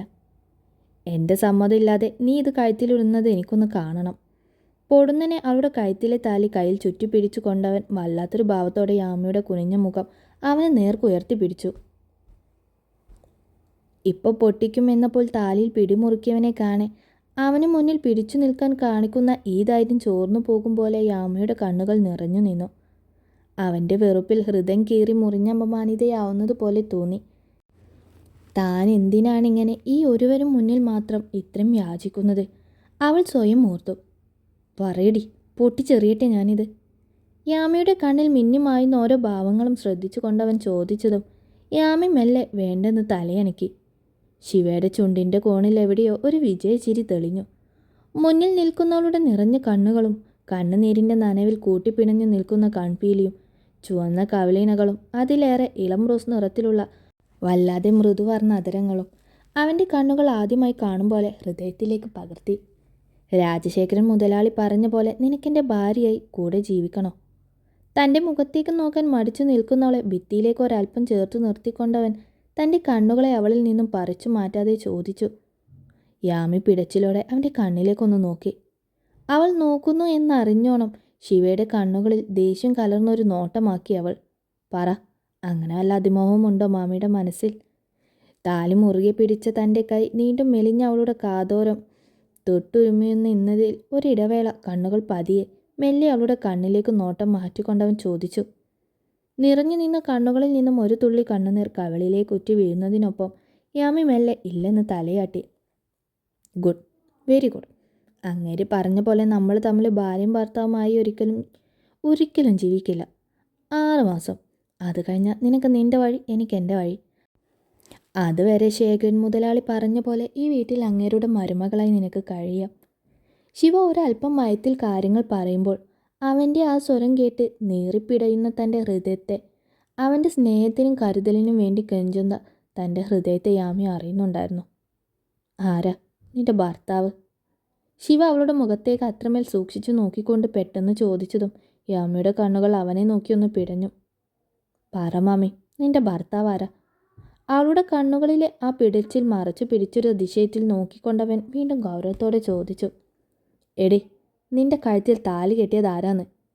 കയ്യിൽ ചുരുട്ടി പിടിച്ച താലി മെല്ലെ അയച്ച് അത് അവളുടെ കഴുത്തിൽ നേരെ ഇട്ട് കൊടുത്തുകൊണ്ടവൻ ചോദിച്ചു. യാമി എന്ത് മറുപടിയാണ് ഇപ്പോൾ അവനോട് പറയേണ്ടത് എന്നറിയാതെ ഒന്ന് പരുങ്ങി. നീയല്ലേ എന്ന് ചോദിക്കണമെന്നുണ്ട്. പക്ഷെ വെട്ടുപോത്തിൻ്റെ സ്വഭാവം എപ്പോഴാണ് മാറുന്നതെന്നൊരു പിടിയുമില്ലാത്തതുകൊണ്ട് ആ ചോദ്യം അവളുടെ നാവിൻ തുമ്പിൽ നിന്നും പുറത്തു വരാതെ നിന്നു. ഞാനല്ലേ? യാമി മടിച്ചു നിൽക്കെ ശിവ തന്നെ അത് ചോദിച്ചതും യാമി ശരിക്കും ഒന്ന് അതിശയിച്ചു. കുന്തം പോലെ നിൽക്കാതെ വാ തുറന്ന് പറയടി, ഞാനല്ലേ നിന്റെ ഭർത്താവ്? ശിവ അല്പം ശബ്ദം ഉയർത്തി ചോദിച്ചതും യാമി പെട്ടെന്ന് അതേന്ന് തലയണിക്ക്. അപ്പോൾ ആ കൂറ് എന്നോട് മാത്രം മതി. നീ വീട്ടിൽ നിൽക്കുന്ന കാലം അത്രയും ഇവിടെ ബാക്കിയുള്ളവരുടെ വാക്കല്ല. ഞാൻ പറയുന്നത് മാത്രം കേട്ട് എന്നോട് നന്ദി കാണിച്ച് നിൽക്കണം. മനസ്സിലായോ? ശിവ ഒരു മുന്നറിയിപ്പ് പോലെ അവൾക്ക് നേരെ വിരൽ ചൂണ്ടി പറഞ്ഞതും യാമി വല്ലാത്തൊരു ഭാവത്തിൽ അവനെ നോക്കി. എന്തേ, പറ്റില്ലേ? പറ്റില്ലെങ്കിൽ അഴിക്കടി എൻ്റെ താലി. എന്നിട്ട് പോയി രാജശേഖരൻ മുതലാളിയുടെ ഇളയ മോനെ കെട്ടി അവൻ്റെ ഭാര്യയായി ഇവരുടെയൊക്കെ മരുമകളായി ഇവിടെ കഴിഞ്ഞോ? യാമിയുടെ നോട്ടം കാണാൻ ശിവ ചൂടിയോടെ പറഞ്ഞതും യാമി അവനെ അത്രയും കടുപ്പിച്ചൊന്ന് നോക്കി. എൻ്റെ താലി കഴുത്തിൽ കിടക്കണേ. ഞാൻ പറയുന്നതൊക്കെ കേട്ട് എന്നെ അനുസരിച്ച് വേണം ഇവിടെ കഴിയാൻ. അല്ലാതെ എൻ്റെ താലിയും കഴുത്തിലിട്ട് ഇവിടെയുള്ളവരുടെ മരുമകളായി നിൽക്കരുത്. ശിവ തെല്ല അഹങ്കാരത്തോടെ പറഞ്ഞുകൊണ്ട് യാമിയുടെ കൂർത്ത കണ്ണിലേക്ക് നോക്കി നിന്നു. കണ്ണ് കണ്ടില്ലേ പെണ്ണിൻ്റെ? വിട്ടാ നോക്കിക്കൊല്ലും മനുഷ്യനെ. അവളുടെ നോട്ടം കാണാൻ അറിയാതെ അവൻ ഞൊടിഞ്ഞു. അല്ല, ഇനി അത് പറ്റില്ലെങ്കിൽ അത് അയച്ചെൻ്റെ കയ്യിൽ നിന്ന് നിന്റെ ഇഷ്ടത്തിന് നടക്കാം. എന്തു വേണം? തന്നെ ചുട്ടിരിക്കും വിധം കലിയോടെ നോക്കി നിൽക്കുന്നവളെ കാണാൻ ശിവ അവളിൽ നിന്നും അലസമായി തിരിഞ്ഞു നടന്നുകൊണ്ട് പറഞ്ഞു. ഈ താലി എൻ്റെ കഴുത്തിൽ കിടക്കണമെങ്കിൽ കെട്ടിത്തന്ന നിന്നോട് നന്ദിയുള്ളവരായിരിക്കണം അല്ലേ? യാമി അവനെ നോക്കി കെറുവോടെ ചോദിച്ചു. ശിവ അലമാരയ്ക്ക് മുന്നിൽ നിന്ന് അവൾ കാണാത്ത വിധം കണ്ണാടിയിലൂടെ അവളുടെ അപ്പോഴത്തെ മുഖഭാവം ഒന്ന് ശ്രദ്ധിച്ചുകൊണ്ട് മെല്ലെ അതെ എന്ന് തലയാട്ടി. എങ്ങനെയൊക്കെയാണ് നന്ദി കാണിക്കേണ്ടേ? അതൂടെ പറഞ്ഞു തന്ന വലിയ ഉപകാരമായിരുന്നു. യാമയുടെ ചുണ്ടും കണ്ണും എല്ലാം ദേഷ്യം കൊണ്ട് വിറച്ചു നിന്നു. അതങ്ങനെ മുൻകൂട്ടി പറയാനൊന്നും കഴിയില്ല. അവസരത്തിനകത്ത് പറയാൻ കഴിയോ? ശിവ അലസമായി പറഞ്ഞുകൊണ്ട് അവൾക്ക് നേരെ തിരിഞ്ഞു. ശരിക്കും നിന്റെ ഈ നെഞ്ചിനകത്തൊരു ഹൃദയമുണ്ടോ? യാമി അവനെ നോക്കി ദേഷ്യത്തോടെ ചോദിച്ചു. അറിയില്ല. എന്തേ, കീറി നോക്കണം മാമിക്ക്? ശിവ അതേ അലസതയിൽ അവളുടെ മുഖത്തെ ദേഷ്യം അത്രമേൽ സൂക്ഷ്മമായി നോക്കിക്കൊണ്ട് ചോദിച്ചു. വേണ്ട, പോസ്റ്റ്മോർട്ടം ചെയ്താലും അങ്ങനെയൊന്നും നിനക്കുണ്ടാവില്ല. യാമി ചൂടിയോടെ പറഞ്ഞു. എങ്കിൽ പിന്നെ വേണ്ടാത്ത വർത്താനം പറഞ്ഞ് മോന്തയും വീർപ്പിച്ച് നിൽക്കാതെ ഞാൻ പറഞ്ഞതൊക്കെ ഒന്നുകൂടി ഒന്ന് ഓർത്തെടുത്ത് പോയി കിടന്നുറങ്ങാൻ നോക്കടി. അതല്ല, ഇന്നലത്തെ പോലെ നിന്റെ അമ്മായിയപ്പനെ ചാഞ്ഞ് തേക്കാൻ നിന്ന കഴുത്തിൽ കിടക്കുന്ന ആ കയറ് ഞാനൊന്നങ്ങ് മുറുക്കും. ഓർത്തോ. വീർത്തു നിൽക്കുന്ന പെണ്ണിൻ്റെ മുഖത്ത് നിന്ന് കണ്ണെടുക്കാനാവാത്ത വിധം കണ്ണുടക്കി നിൽക്കെ അവനൊരു പിടപ്പോടെ അവളിൽ നിന്ന് നോട്ടം മാറ്റി ബെഡിലേക്ക് കിടന്നുകൊണ്ട് പറഞ്ഞു. അതുവരെ ദേഷ്യത്തിൽ നിന്ന് യാമി വല്ലാത്തൊരു പരിഭ്രമത്തോടെ അവനെ നോക്കിപ്പോയി. താൻ എവിടെയാ കിടക്കുന്നതെന്ന് അവനോട് എങ്ങനെ പറയും? കേട്ടാ ഇപ്പോൾ ഒന്ന് ചൂടാറി നിൽക്കുന്നവൻ വീണ്ടും തിളച്ചു മാറിയും. എന്തേ പോണില്ലേ? താൻ പറഞ്ഞിട്ടും റൂമിൽ നിന്നും പോകാതെ തപ്പിത്തടഞ്ഞു നിൽക്കുന്നവളെ കാണാൻ നെറ്റി ചുളിച്ചൊരു സംശയത്തോടെ നോക്കിയവൻ. യാമി ഒന്നും മിണ്ടിയില്ല. ആ വാതിലടച്ച് പോയി കിടന്നുറങ്ങാൻ നോക്കടി മാമി. ചുരിദാറിൻ്റെ ഷാൾ തലപ്പിൽ വിരൽ ചുറ്റി പരിഭ്രമിച്ച് നിൽക്കുന്നവളെ നോക്കി ശിവ വീണ്ടും പറഞ്ഞു. യാമി കുടിനീരിറക്കി ആകെ ഒരു വല്ലായ്മയോടെ അവനെ മെല്ലെ മുഖമുയർത്തി നോക്കി. ശിവയുടെ കണ്ണുകൾ അവളിൽ തന്നെയാണ്. യാമി നോക്കുന്നത് കണ്ടതും അവൻ വല്ലാത്തൊരു ഭാവത്തോടെ അവളെ നോക്കി എന്തെന്ന് പുരുക്കം ഉയർത്തി ചോദിച്ചു. എന്നോട് ഇവിടെ കിടക്കാനാ പറഞ്ഞത്. തന്നെ നേർത്തു പോയൊരു സ്വരത്തിൽ ആകെ വല്ലായ്മയോടെ മുഖം കുനിച്ചുകൊണ്ട് യാമി പറഞ്ഞതും ശിവയുടെ കണ്ണുകൾ അവൾക്ക് നേരെ കൂർത്തു. എവിടെ? പുതക്കാനെടുത്ത പുതപ്പ് മാറ്റിയിട്ട് ശിവ മെല്ലെ ബെഡിൽ നിന്നും എഴുന്നേറ്റു. ഇവിടെ, നിന്റെ കൂടെ. യാമി മെല്ലെ അവൻ്റെ കണ്ണിലേക്ക് നോക്കി പറഞ്ഞതും ശിവ സംശയം കലർന്നൊരു ഭാവത്തിൽ അവളുടെ അടുത്തേക്ക് വന്നു. ആര് പറഞ്ഞു? അവൻ്റെ കണ്ണിലെ ഭാവം വീണ്ടും രൂക്ഷമാകുന്നത് യാമി നെഞ്ചിരിപ്പോടെ കണ്ടു. ശിവയുടെ അച്ഛൻ. അവൾ അവനെ നോക്കി അല്പം പേടിയോടെ പറഞ്ഞു. തൻ്റെ അരികിലേക്ക് വന്നവൻ്റെ മുഖം പതിയെ വലിഞ്ഞു മുറുങ്ങുന്നതും അങ്ങേയറ്റം ദേഷ്യത്തോടെ റൂമിൻ്റെ ഡോർ തുറന്ന് പുറത്തേക്ക് നടക്കുന്നതും കാണെ യാമി വല്ലാത്തൊരവസ്ഥയിൽ പെട്ടുഴറും പോലെ അവന് പിന്നാലെ ചെന്നു. അമ്മ! റൂമിൻ്റെ വാതിലുകൾ നിന്നവൻ താഴേക്ക് നോക്കി ഉച്ചത്തിൽ വിളിച്ചതും ശേഖരനൊപ്പം ആ ഒരു വിളി പ്രതീക്ഷിച്ചു നിന്ന സുഭദ്രാമ ഒരു നിശ്വാസത്തോടെ ശേഖരനെ ഒന്ന് നോക്കിക്കൊണ്ട് അവനെ കാണും വിധം മുന്നിലേക്ക് നിന്നവനെ മുഖമുയർത്തി നോക്കി. എൻ്റെ ജീവിതം എങ്ങനെ ആർക്കൊപ്പം വേണ്ട എന്ന് തീരുമാനം എടുക്കേണ്ടത് ഞാനാ. ഒരവകാശത്തിൻ്റെ പേരിലും ഇവിടെയുള്ള ആരും ഇതിൽ ഇടപെടരുതെന്ന് ഞാൻ പറഞ്ഞതാ. മറന്നോ അത്? അമ്മയെ നോക്കി അത്രയും ദേഷ്യത്തോടെ അവനത് ചോദിക്കുമ്പോൾ അടഞ്ഞു കിടക്കുന്ന ഓരോ റൂമിലും അവൻ്റെ ശബ്ദം കാതോർത്തുകൊണ്ട് അഭിയും കുഞ്ഞോളും മജുവും സരസ്വതിയും ഒക്കെ ഉണ്ടായിരുന്നു. അവൾ നിൻ്റെ ഭാര്യയല്ലേ ശിവ? ഇനിയും അങ്ങനെ രണ്ട് റൂമിലായി കഴിയാനൊന്നും പറ്റില്ല. അച്ഛനാ മോളോട് നിൻ്റെ റൂമിൽ കിടക്കാൻ പറഞ്ഞത്. മകൻ്റെ ദേഷ്യത്തിൽ മനസ്സ് വിഷമിക്കുന്നുണ്ട് എങ്കിലും സുഭദ്രാമ്മ അവനെ നോക്കി പറഞ്ഞു. അങ്ങനെ എൻ്റെ കാര്യത്തിൽ ആരും ഇടപെടേണ്ട എന്നാണ് ഞാൻ പറയുന്നത്. അമ്മയ്ക്കത് മനസ്സിലാവുന്നില്ലേ? പിന്നെ അച്ഛനാണ് അമ്മയാണ് എന്നൊക്കെ പറഞ്ഞ് എൻ്റെ കാര്യത്തിൽ ഓരോന്ന് തീരുമാനിക്കാൻ നിൽക്കേണ്ട ആരും. നിങ്ങളെടുക്കുന്ന ഒരു തീരുമാനം മരണം വരെ ശിവ അംഗീകരിക്കില്ല. ശിവ അത്രയും ദേഷ്യത്തോടെ പറഞ്ഞതും യാമി അവനെന്താ ഇങ്ങനെയൊക്കെ പറയുന്നത് എന്നൊരു സംശയഭാവത്തിൽ അവനെ നോക്കി. മോനാണെന്ന അവകാശം പറഞ്ഞിവളെ ഈ വീട്ടിലും എൻ്റെ റൂമിലുമൊക്കെ കയറ്റി മരുമകളെന്ന സ്ഥാനം കൊടുത്തവരൊക്കെ കേൾക്കാൻ വേണ്ടി ശിവ പറയുക. ഇപ്പം പറഞ്ഞ പോലെ നിങ്ങളുടെയൊക്കെ മരുമകളായി മാത്രമേ ഇവൾക്കിവിടെ സ്ഥാനമുള്ളൂ. അല്ലാതെ എൻ്റെ മനസ്സിലോ ജീവിതത്തിലോ ഇവൾക്കൊരു സ്ഥാനം ഞാൻ കൊടുക്കില്ല. അമ്മയുടെ അടുത്ത് തന്നെ എല്ലാം കേട്ടുകൊണ്ട് രാജശേഖരൻ ഇരിക്കുന്നുണ്ട് എന്ന് കാണി ശിവ അത്രയും ദേഷ്യത്തോടെ അതിലേറെ വാശിയോടെ പറയുന്നതിനൊപ്പം സ്റ്റെയർ കേസിൻ്റെ അരികിലുള്ള ഫ്ലവർ വേസ് എടുത്ത് ഒരൊറ്റയൊരു എയറായിരുന്നു. താഴേക്ക് വീണ വലിയ ശബ്ദത്തിൽ ആ ഫ്ലവർ വേസ് ചിന്നി ചിതറിയതും സുഭദ്രാമ്മയും യാമയും ഒരുപോലെ കണ്ണുകൾ ഇറുക്കി അടച്ചുപോയി. അതുവരെ മിണ്ടാതെ നിന്ന ശേഖരൻ അവൻ്റെ ചെയ്തികൾ അതിരി കടക്കുന്നു എന്ന് കണ്ടതും ദേഷ്യത്തോടെ അവന് സംസാരിക്കാനായി ഇരുന്നിടത്ത് എഴുന്നേറ്റ് മുന്നിലേക്ക് വന്നതും സുഭദ്രാമ്മ ഒരു വെപ്രാളത്തോടെ അയാളെ ചുറ്റിപ്പിടിച്ചു. അച്ഛൻ്റെയും മകൻ്റെയും ദേഷ്യം ആളുന്ന കണ്ണുകൾ പരസ്പരം കോർക്കെ താൻ കാരണം ഇനിയും ഈ വീട്ടിൽ പ്രശ്നം ഉണ്ടാവുകയാണോ എന്നൊരു നൊമ്പരത്തോടെ യാമി മെല്ലെ ശിവയുടെ കയ്യിൽ പിടിച്ചു. ശിവ, വഴക്കുണ്ടാക്കല്ലേ പ്ലീസ്. യാമി അവൻ്റെ കയ്യിൽ പിടിച്ച് തൊണ്ടയിടറി മെല്ലെ പറഞ്ഞതും ശിവ അവളെ ദേഷ്യത്തോടെ തിരിഞ്ഞു നോക്കി. പ്ലീസ്. നിറഞ്ഞ മെഴികളാൽ യാമി അവനെ നോക്കി കെഞ്ചി. ദേ, ഈ കിടക്കുന്നതിൻ്റെ അവകാശം വെച്ചാൽ ഇപ്പം ഈ കയ്യിൽ പിടിക്കുന്നതും പറയുന്നതും എന്നുണ്ടെങ്കിൽ അത് വേണ്ട. അവകാശങ്ങളൊക്കെ അത് തന്നവരോട് കാണിച്ചാൽ മതി. അല്ലാതെ എൻ്റെ മേൽ കാണിച്ചാൽ എൻ്റെ വിധം മാറും. പറഞ്ഞേക്കാം. തന്നെ നോക്കി പേടിപ്പിക്കുന്ന അച്ഛൻ കേൾക്കാൻ വേണ്ടി അല്പം ഉച്ചത്തിൽ തന്നെ പറഞ്ഞതും യാമിയുടെ ഹൃദയം അവൻ്റെ വാക്കുകളിൽ മുറിവേറ്റു തുടങ്ങിയിരുന്നു. അങ്ങനെ പിടിച്ചിരുന്ന അവളുടെ കൈകൾ പതിയെ അയഞ്ഞു പോകുന്നത് ശിവ വ്യക്തമായി അറിഞ്ഞു. എന്തിനും അവൻ്റെ മനസ്സിൽ വല്ലാത്തൊരു ദേഷ്യം നിറഞ്ഞു നിന്നു. അവൻ സ്നേഹിച്ചാലും ഇല്ലെങ്കിലും ഈ വീട്ടിൽ അവൻ്റെ ഭാര്യയായി എൻ്റെ മരുമകളായി ആ നിൽക്കുന്നവളെ ഉണ്ടാവുമെന്ന് പറ സുഭദ്രേ നിൻ്റെ മോനോട്. ശേഖരൻ ശിവയുടെ അതേ ചൊടിയോടെ പറഞ്ഞുകൊണ്ട് റൂമിലേക്ക് നടന്നതും ശിവ അമ്മയെ നോക്കി ദഹിപ്പിച്ചുകൊണ്ട് അവൻ്റെ റൂമിലേക്കും നടന്നു. യാമി എന്ത് ചെയ്യണം, എങ്ങോട്ട് പോകണം എന്നറിയാതെ അവിടെ തന്നെ നിന്നുപോയി. തന്നെ ഇഷ്ടമല്ല എന്ന് ഇത്രയും വ്യക്തമായി അവൻ പറഞ്ഞിട്ടും ഇനിയും താൻ എങ്ങനെയാണ് ഭാര്യയെന്നും പറഞ്ഞവൻ്റെ റൂമിലേക്ക് പോകുന്നത്? എന്തോ യാമിക്കൊരു അപമാനമായി തോന്നിയത്.